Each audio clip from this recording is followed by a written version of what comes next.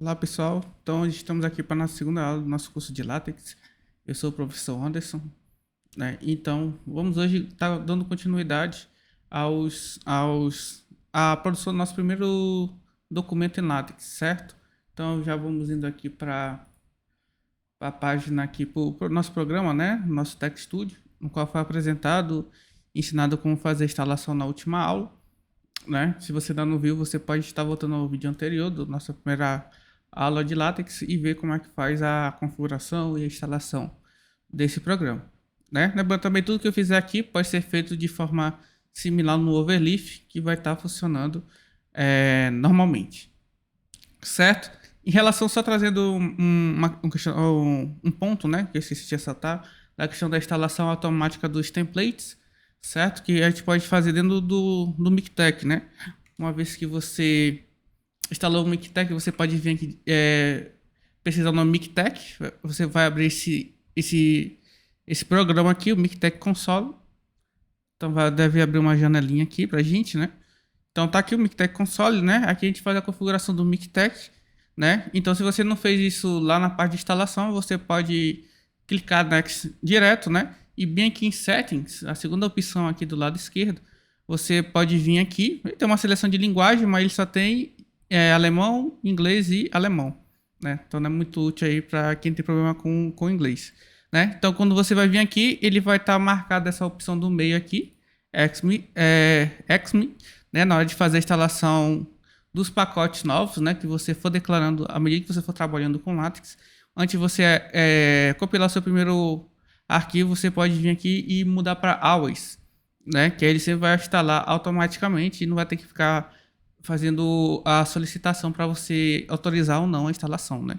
Você pode vir aqui e marcar sempre o Always, né? Aqui tem a questão de atualização, pacotes também, se você quiser ficar pensando por pacotes novos, né, e quiser utilizar, você pode vir aqui, tem uma lista imensa aqui de pacotes, né, para você estar instalando no seu diretório LaTeX, né? Então aqui eu não vou mexer mais em nada, só é importante você mudar aqui para Hours para facilitar o nosso trabalho na hora de fazer a compilação, né? Para nossa compilação não acabar ficando presa, interrompida por estar perguntando, né? Se a gente quer instalar ou não, né? Então ele vai fazer a compilação e vai baixar tudo aquilo que for necessário, certo? Então aqui a nossa aula de LaTeX, aqui eu fiz a limpeza do nosso text, né? Que é o que foi gerado na última aula. E aqui vamos relembrar a estrutura do LaTeX, né? Então, lógico, o que a gente vai fazendo aqui, a gente vai... Aqui, para você que tiver problema com tamanho de letra, você pode clicar Ctrl e o botão de rolagem do mouse. E aí a gente consegue fazer o aumento da fonte do editor, né? Que pode facilitar aqui. Aqui o editor vai ficar bem maior, né? Então aqui a gente vai estar utilizando, a gente vai criar aqui os comandos, né? Lembrando que na última aula eu já falei que aqui os comandos a maioria dos comandos são iniciados, né, por barra invertida, né? A gente tem a barra aqui normal, que é a barra de dividir, né, do teclado. Você vai ter que ir lá no seu teclado e apertar a barra invertida, né, para iniciar um comando. Então eu vou botar aqui document class, certo? Que é a nossa primeira linha do nosso arquivo .text, né? Document class. E aqui a gente vai botar a classe do nosso documento, né? Que aqui a gente sempre vai trabalhar com article, né? Que é artigo em inglês, né? Então, desde esse ponto aqui, então aqui alguns comandos sempre tem, né? Barra invertida, o nome do comando, entre parênteses vem aqui a diretiva principal, né? O parâmetro principal. E também dentro desse parâmetro principal, antes dele a gente pode abrir abrir e fechar colchetes, né, para selecionar alguns parâmetros, certo, do nosso arquivo. Vou deixar aqui como vazio e vou iniciar o nosso documento, né? Daqui a pouco a gente volta, só para a gente começar a fazer aqui a alteração dos parâmetros, para você ter a noção da mudança, né? Então, a gente comentou document class, aqui a gente botou article, certo? Aí aqui a gente vem com barra begin, que já é um ambiente, né, que a gente vai tratar com mais detalhes em aulas posteriores. Tem um ambiente e aqui a gente vai botar document, né? Então, apertando Ctrl espaço, vai aparecer o autocompletar. Então, eu quero esse begin document, né? Então, a vantagem aqui desse editor, uma vez que eu boto o begin document, né, ele já faz o end document, o end o begin no caso do ambiente, né? Então, todo o ambiente aqui em LaTeX tem o begin e tem o end, né? Então, o começo e o final dele. Então, todas as configurações desse ambiente vai ficar restrita entre esse begin e o end, né? Se tu botar alguma coisa fora, ele já não vai estar capturando, né? Então, aqui, para todo o texto do LaTeX, né? Além do document class, eu tenho que ter o begin document, né? Que é aqui, tudo que tiver declarado aqui dentro será escrito aqui no PDF resultante, né? De resultado. Então, são as duas partes obrigatórias que a gente tem que colocar dentro do nosso arquivo text, né? Então, aqui a gente pode vir com alguns textos aí importantes, certo? Então, aqui document class, então se eu já posso escrever alguma coisa aqui, né? Criando meu primeiro documento com LaTeX, certo? Vou utilizar aqui o LaTeX aqui no estilo LaTeX, né? Usar logo do LaTeX, eu uso aqui /LaTeX, né? Que vai aparecer. Então, já fazendo aqui a compilação, lembrando que aqui a gente vai apertar F5 ou esse botão verde aqui já na barra de comandos, né? Embaixo da barra de menu, né? Então, ele já vai criar aqui, ó, criando o meu primeiro documento em LaTeX, certo? Então, eu vou clicar aqui naquela lá para centralizar. Posso clicar aqui para ele centralizar direto no texto, certo? Para ficar maior. E aqui ele vai destacar a página inteira, né? Então, aqui estamos criando meu primeiro documento com LaTeX, né? Então, tá aqui, criou, certo? Então, vamos voltar aqui ao document class, né? Que é importante. Então, aqui a gente pode colocar alguns parâmetros do meu documento, né? Como, passar aqui que eu vou declarar o tamanho da minha fonte, certo? A fonte que eu quero que meu documento seja criado, né? Então, eu posso botar aqui 10 pt, né? Que aqui é o tamanho que se dá em pontos, é similar ao padrão do Word, né? Lá a gente só tem a edição a gente escolhe 10, 11, 12, né? Que ali a gente não tem a parte dos pontos, né? São 10 pontos, né? Deixa eu focar aqui na página inteira, vou fazer o compilar. Então, aqui já deu 10 pontos, né? A nossa fonte. Vou mudar para 12, então deve já aumentar. Aumentou o tamanho da nossa fonte, né? Se eu botar 22, então a gente vai reparar que a nossa fonte vai ficar um pouco maior. Deixa eu ver se vai. Já fez aqui a compilação, né? Deixa eu colocar 12. Aumentou. Então ele vai trabalhar nesse parâmetro aqui. Parece que se botar acima de 20 ele não vai estar colocando, né? Deixa eu ver, 14 vai aumentar mais um pouco. Ele não aumenta, né? Ele vai trabalhar entre 12 a 10, né? De pontos. 12. Se eu botar 11 vai diminuir um pouco. E se eu colocar 10 vai diminuir um outro pouco, né? Então ele já trata aí que o padrão que a gente pode estar utilizando é o padrão 12, né? De fonte 12, maior. Então tá aqui. Aqui também eu posso fazer a configuração do papel de impressão que eu vou estar mexendo, certo? Então aqui eu posso apertar vírgula e colocar outro parâmetro, posso botar A4 paper, que é o padrão A4, certo? Então ele vai configurar o tamanho da página aqui para ser impresso no padrão A4. Também eu posso botar o padrão carta, né? Que é letter, certo? Ele já muda o padrão do nosso documento para letter, certo? E assim a gente pode botar outro. Então, os principais são carta e o A4 paper, né? Que a gente pode estar utilizando aí. Entra aqui também nas classes, né? Posso estar utilizando o padrão, usar alguns padrões. O padrão article é o principal. Posso botar o padrão de relatório, que é o report. Aqui isso aqui não vai mudar praticamente nada. Só da forma que ele gerencia o documento. Também tem o padrão book e também o padrão carta, né? Book é para quando eu quero escrever algum livro, né? Book, algum material didático semelhante a um livro, uma apostila, né?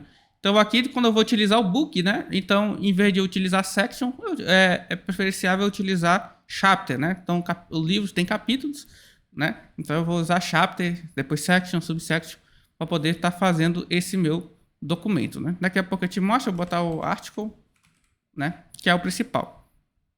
Beleza? Então com isso a gente tem aqui já a primeira parte aqui do a configuração do nosso texto, né? Então o padrãozinho aí para criar aí um documento padrão. A gente vai usar o tamanho da fonte e o tipo de papel que a gente vai utilizar, né? Vou usar o A4 Paper, que é o principal que a gente tem. Posso fazer também configurações para fazer impressão, né? Posso botar one side. Isso aqui é o padrão que a gente utiliza para impressão quando a gente está trabalhando quando a gente quer imprimir só no verso da página, né? Se eu quero imprimir no verso e no anverso, aí eu vou colocar aqui two sides, né? Que eu vou utilizar os dois lados da página. Então ele vai estar configurando a parte de imagem, né? Baseada em se é uma impressão única ou na impressão só no verso. E se eu quiser no verso e no anverso, eu boto two sides. Se eu quiser só no verso, né? Bota aqui one side, né? Que aí ele vai botar essa questão de imagem sempre baseado no verso da folha. Se você imprimir no anverso, ele faz a configuração para fazer essa impressão dos dois lados, né? Isso aí pode ser interessante quando eu quero fazer um material didático, quero aproveitar as duas páginas, né? Aqui dentro do padrão brasileiro, a gente sempre vai utilizar o padrão one side, né? Quando a gente quer imprimir as nossas monografias, dissertações, que a gente vai imprimir só no verso da folha, né? Aí depende muito das exigências da pessoa que vai publicar aquele trabalho, né? Então, geralmente a gente usa só impressão no verso para trabalhos do padrão ABNT, né? Caso a universidade ou a norma da escola permita ser impresso no verso e no anverso, né? Você pode mudar aqui e colocar two sides, que aí ele vai configurar certinho para você fazer a impressão no verso e no anverso da folha, né? Então a gente tem aqui A4, né? One side, por aí vai, e o artigo aqui, né? Que é o padrão que a gente vai estar utilizando aqui para fazer o aprendizado. Em aulas posteriores a gente vai estar trabalhando utilizando outros templates, né? Outros modelos aí, outras classes de documento, certo? Então aqui a gente tem essa parte aqui. Então essa parte aqui que a gente vai vir estar utilizando alguns pacotes, né? Que a gente queira desenvolver, certo? Então a gente vai vir aqui, então o jogo dos pacotes tem a questão de acentuação. Aqui ele já gerencia bem a parte da acentuação, letras especiais latinas, né? Lembrando que aqui é um padrão internacional, né? Então se eu botar aqui, criando o meu primeiro documento em LaTeX, né? Se eu botar aqui uma palavra com acento, né? Isso é cedilha, ação, né? Botar aqui o acentuado, certo? Botar aqui não, acento circunflexo, né? E fazer a compilação aqui, ele já vai fazer o manuseio, já vai colocar os acentos, né? Então, antigamente também já tinha um problema, mas aqui dentro do nosso processador de texto, a gente já tem aqui a codificação UTF, né? Que a gente pode estar vendo aqui no canto inferior, né? O UTF, que ele já vai trabalhar corretamente com a questão dessa parte de acentos, né? Então, vindo aqui, deixa eu pegar um outro documento que eu tenho. Tem algumas configurações que a gente pode estar fazendo aqui, que é utilizar esses pacotes, certo? De trazer para o nosso documento, que é a questão de que vai estar gerenciando essa parte de acento, né? Que é o UZPact T1, Font Tech, e o UTF-8, né? Aqui nosso padrão do nosso processador ele já veio com esse processamento, né? Posso estar utilizando esses pacotes aqui, né? Fazer a compilação, ele não vai mudar praticamente nada, né? Mas dependendo aí do processador de texto, a gente vai ter que colocar esses packages, né? Esses pacotes, para poder colocar os acentos, ele reconhecer essa parte de acentuação aqui dentro do meu texto final, né? Na época que eu utilizava, não tinha essas configurações já pré-prontas dentro do processador, então a gente tinha que declarar às vezes esses acentos no braço, né? Utilizando alguns comandos do LaTeX, né? Mas dentro do nosso Text Studio hoje, né? Atualizado, né? E facilita essa utilização pro nosso português aí, com nossas letras especiais, certo? Então aqui já falando de algum fonte tech, né? Tem essa daqui para gerenciar código fonte, a parte de conversão, né? Que a gente utiliza. Aqui também, aí eu já falei o tamanho da letra, onde que posso colocar, definir uma letra diferente. Eu posso estar utilizando o use package, né? Para colocar algumas, alterar a minha letra, né? Tem o L-Modder, né? Que é que eu já utilizei alguns. Ele vai fazer algum Ele vai mudar, é bem parecido com a que já vem padrão. Posso botar aqui a... Deixa eu ver, tem a Helvet, né? Que é outro tipo de letra, certo? Lembrando aqui que a maioria das fontes que a gente tem no LaTeX, né? Não vai estar aparecendo aqui. Às vezes a gente não tem muita mudança, né? Deixa eu botar aqui o Times. Né? Então já vai mudar aqui para um padrão mais parecido com Time New Roman, né? Então, se você quiser interesse de ver as outras fontes, né? Como configurar outros modelos de fonte, você pode estar fazendo essa pesquisa na internet, né? Então, a gente utiliza o Times, já tem o padrão Times aqui, né? Que aí se eu quero utilizar o Time New Roman, certo? Tem esse Helvet aqui, que era para ser algo parecido com o Arial, né? Deixa eu abrir um documento aqui para mostrar. Deixa eu abrir o Open. Deixa eu pegar aqui a minha qualificação para estar mostrando para vocês.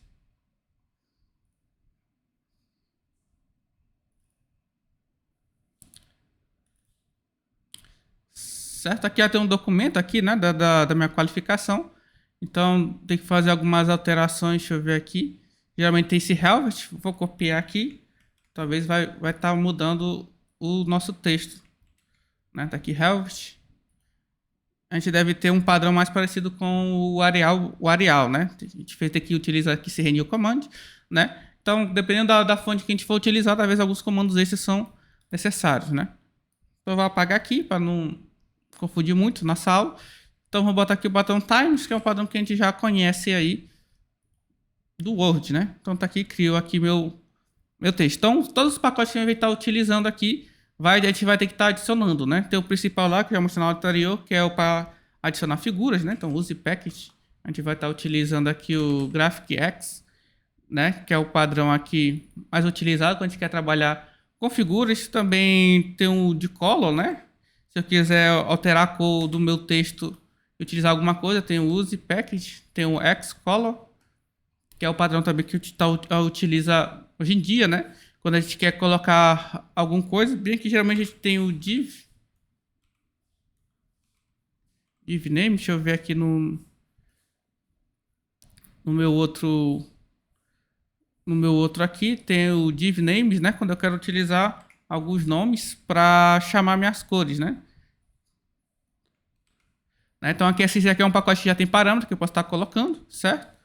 E aí por aí vai. Então eu posso usar o div name para colocar a cor no meu texto, certo? Então já botando um pouco dessa questão de cor, posso botar aqui /color, né?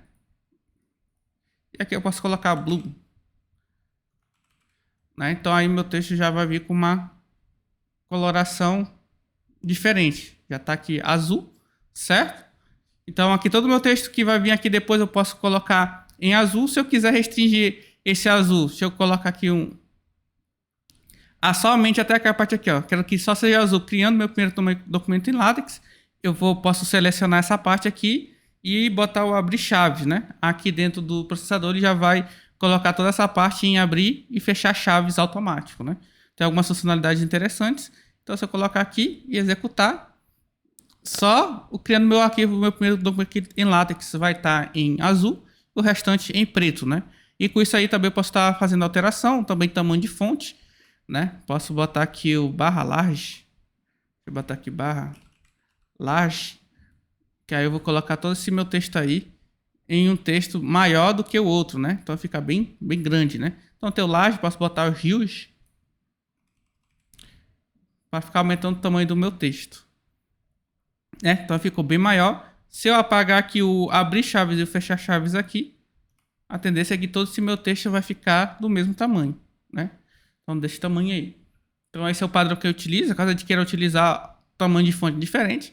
E aí se eu quiser passar acima do 12, né? Aqui dentro do documento class, ele só me dá a oportunidade de fazer a alteração para o tamanho 12. Se eu quiser um tamanho maior, aí existem alguns comandos aí que a gente pode ver em próximas aulas, né? Então aqui a gente aprendeu a mudar a cor do texto, tamanho do texto aqui através desses comandos huge, né? Geralmente a gente quer utilizar ele em alguns pontos. Deixa eu apagar aqui, certo? E aqui os pacotes, alguns pacotes que a gente pode ser útil, né?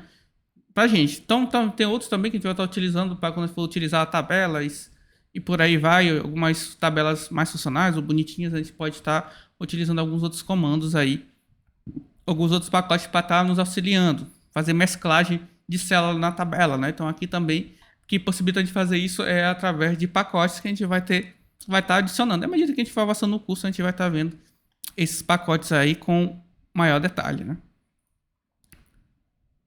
Deixa eu criar aqui. Então, criou aqui meu primeiro documento em LaTeX, né? Então, aqui eu posso escrever várias coisas, né? Certo?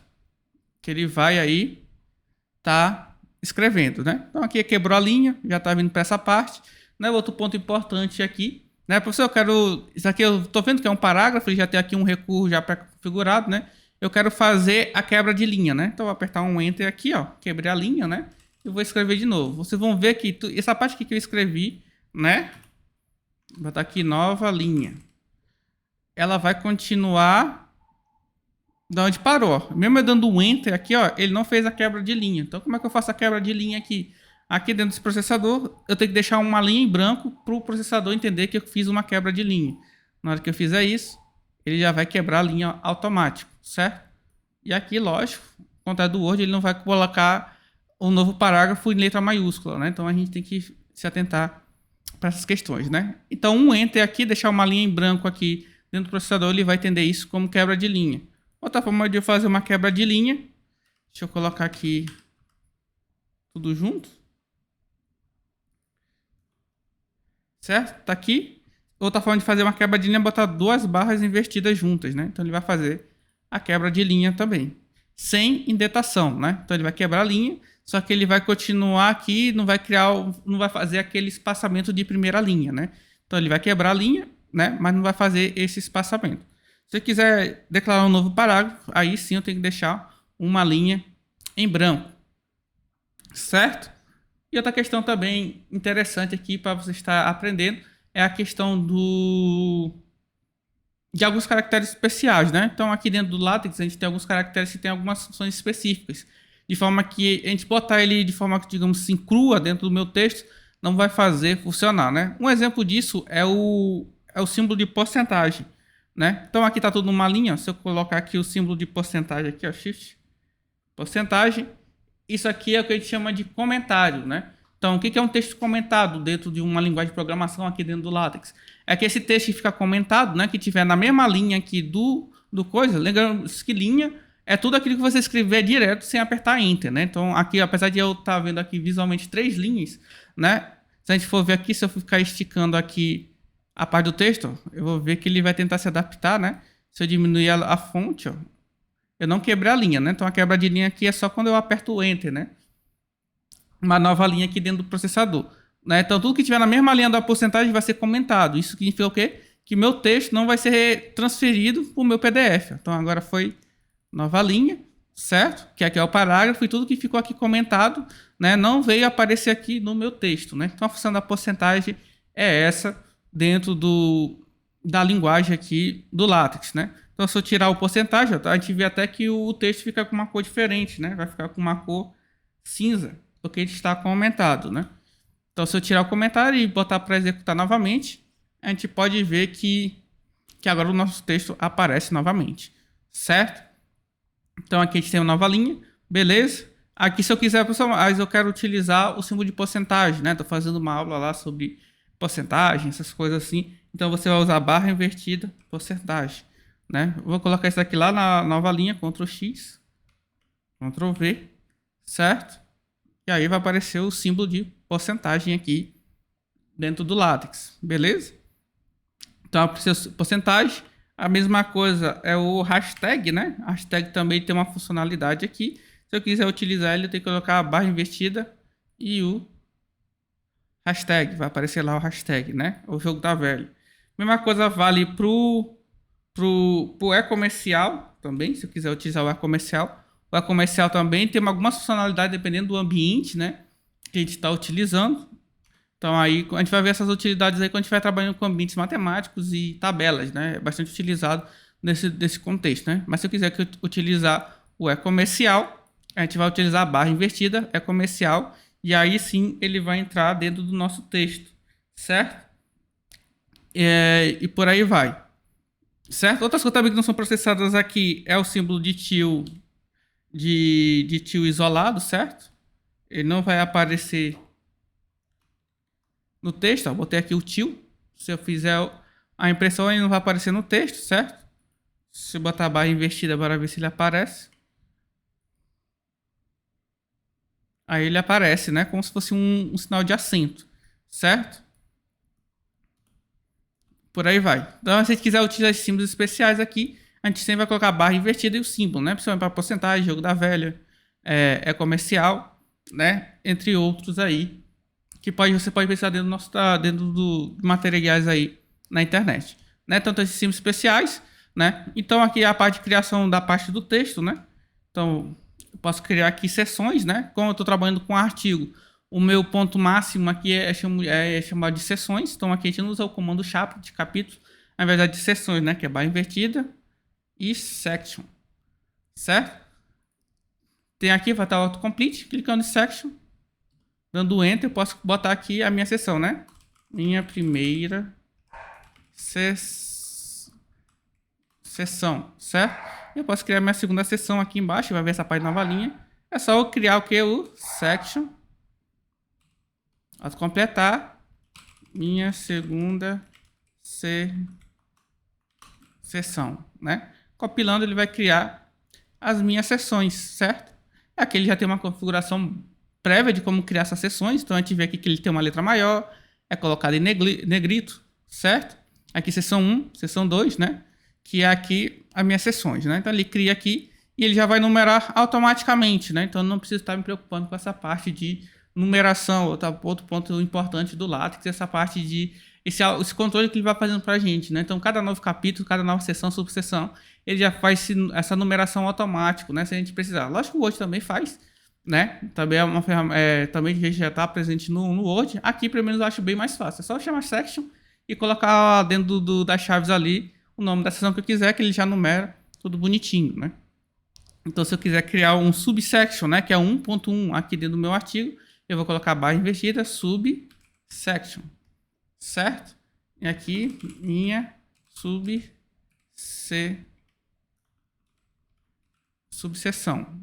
Então, eu vou criar, então vai criar o 1.1. E se eu botar esse subsection abaixo do meu segundo section que eu criei aqui, né?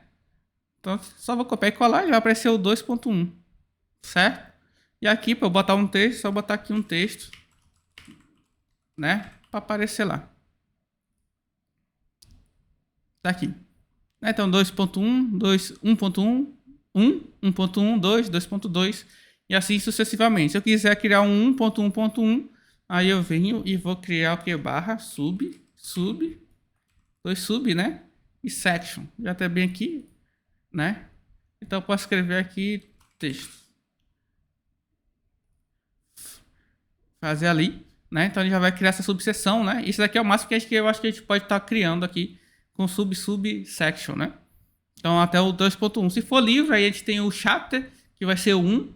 Aí para ser o 1.1 em livro, eu vou ter que botar um section abaixo do chapter. E aí eu venho com subsection, subsection, né? Dentro do livro, dentro do artigo, é assim que a gente vai fazer o trabalho. Então a gente já faz aqui a numeração, bonitinho pra gente, né? Dependendo do trabalho, se precisar ter o Table of Contents, né? Que é o sumário, né? Ele já vai gerar também o sumário baseado nesses textos. Então aqui a gente vê que ele já tem uma configuração, ó.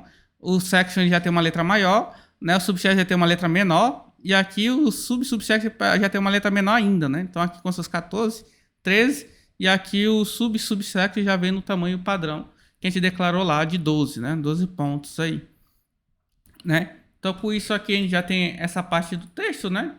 Que é bem simples. Outra coisa também importante que a gente pode estar aprendendo aqui é fazer a questão de negrito, né? Aqui pelo menos dentro do nosso processador é bem simples, né? Então é só você selecionar o texto que você quer colocar em negrito e apertar Ctrl B, né? Que negrito em inglês é bold, né? Então bota Ctrl B e ele já vai, dentro desse texto selecionado, ele já vai estar fazendo aqui o negrito dele, né? Então tem esse texto aqui, vou botar aqui texto em negrito, vai ficar mais fácil de achar ali, né? Texto em negrito. Então, ele vai ver que o texto em negrito ficou em negrito mesmo, certo? Então, aqui é só de selecionar o texto, a forma mais fácil, e apertar Ctrl B, né? Vou botar aqui a parte de documentos em negrito. Botei, né? Então, agora documento lá, quando eu fizer a compilação aqui, ele vai colocar esse texto em negrito, né? Lembra que eu tenho que botar aqui o espaço para não ficar a palavra junto. Certo? Mas o nome do comando é esse, textbf, né? Aí é bom, esse comando é sempre bom e interessante quando a gente quer trabalhar com colocar alguma palavra-chave em negrito, né? A mesma coisa funciona para o texto em itálico. Certo? Texto em itálico, eu vou selecionar o texto que eu quero e colocar o Ctrl I, né? Que é o text it, né? E aí esse texto vai ficar em itálico, né? Que aí é o mais comum da gente estar utilizando ele aí. Então, texto em negrito, textbf, e em itálico, text it, né? Para facilitar. Seleciona o texto que você quer destacar, aperta Ctrl B para fazer o negrito e Ctrl I se você fizer o itálico. Se você quiser fazer os dois, aí você bota isso daqui e aperta ainda o Ctrl I, né? Então vai ficar textbf, text it, né? E aí ele vai ficar em negrito e em itálico, né? Aí você tem que colocar o texto em duas, um para negrito e outro para itálico, que ele vai fazer a mesma coisa nos dois, certo? Aí aqui eu vou criar um outro parágrafo, né? Colocar aqui um texto aleatório, certo? Se eu quiser que todo o meu texto fique em negrito, né? É só botar barra invertida BF, certo? Aí todo o meu texto vai se converter em negrito, né? Então ele vai colocar em negrito. Se eu quiser limitar isso, é a mesma coisa que eu botei em color, né? Você vai chegar aqui, selecionar o negrito, o comando negrito, fechar aqui e botar isso entre chaves, né? Tá aqui, botei entre chaves. Aí vai se limitar só aquela parte, né? Que foi um texto aleatório lá em cima. Mas aqui tudo que eu escrever dentro dessas chaves aqui vai ficar em negrito, certo?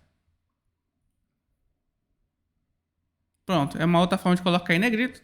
E botar em itálico, um texto completo em itálico, é só botar it, certo? Aí esse texto vai ficar todo em itálico, né? São algumas formas que a gente utiliza aí para deixar o documento utilizando esse tipo de fonte, né? Negrito e itálico, né? Pelo menos eu, com a minha experiência, eu sempre vou utilizar, prefiro utilizar essa parte aqui do selecionar e apertar Ctrl B para negrito e Ctrl I para itálico, né? Para mim é mais fácil, né? Toda a parte que eu quero colocar em negrito aí no meu documento, né? Mas isso aí vale também da experiência de cada um e como quer fazer o seu material, né? Digamos, da necessidade, da escrita do material que você quiser fazer, vocês podem utilizar negrito, né? Esses comandos aí para colocar o texto de vocês em negrito e por aí vai, né? Então nessa aula aqui já está ficando alongada, né? Então aqui vamos fechar aqui. Então o que a gente aprendeu aqui nessa aula é a questão básica do nosso documento.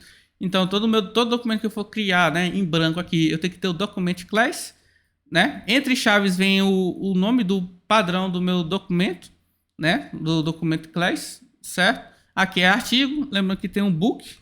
Se eu mudar aqui para book, né, e fazer a compilação, você vai ver que agora ele quer reconhecer o chapter como principal, né? Então aqui tudo vai estar em 0 porque eu não criei nenhum chapter, né?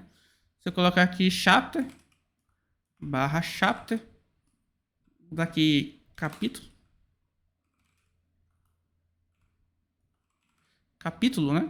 E fazer aqui o coisa, aí ele vai endireitar 1.1, né? Então, como eu não criei outro capítulo, vai ficar 1 ponto e por aí vai. Certo? Então, book, eu sempre vou declarar capítulo, né? E artigo, o meu maior possível é o section, né? Então, aprendeu aqui. Então, aqui vem, entre chaves, vem a classe principal do meu documento.